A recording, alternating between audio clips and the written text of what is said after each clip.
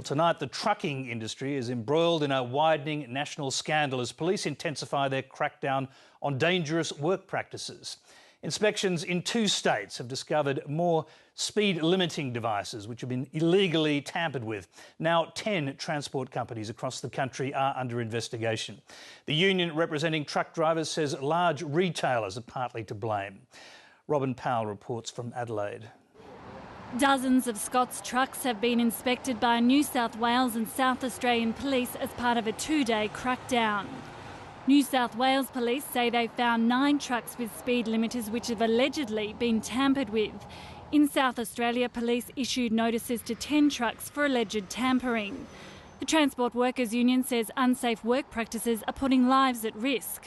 There needs to be an account, a holding to account of these trucks that's supposed to be only geared up to be going no more than 100 kilometres an hour. The union wants the Fair Work Ombudsman to investigate the South Australian trucking company. Scott's did not respond to requests for an interview.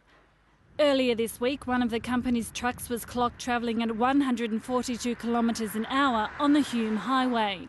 It's the second transport company to come under a police investigation in 2 months.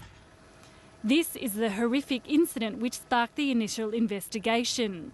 In January, 3 people were killed when a Lennon's truck veered across an embankment, slamming into an oncoming car. Police allege the truck had its speed monitoring device disabled and say the company may have been involved. New South Wales authorities fear the practice could be widespread. They've now identified 10 companies suspected of safety breaches. The police and RMS initially indicated that there was a top 10 list. 2 of these companies from the top 10 list have already been hit. There are other companies within that top 10 list. The New South Wales Roads Minister says authorities plan to work through the list and carry out more inspections. The union is pointing the finger at major retailers who use the trucking companies, saying they're putting pressure on drivers to deliver goods on time and on budget. Their cost pressures, their deadlines, they're squeezing the life out of the trucking industry and literally out of the lives of Australians just to make an extra buck. New South Wales has already signalled it wants to tighten its laws so trucks found exceeding 115 kilometres an hour will face an immediate inspection. The Road Safety Remuneration Bill is before Parliament. If passed, it will establish a tribunal that will oversee contracts between drivers and clients.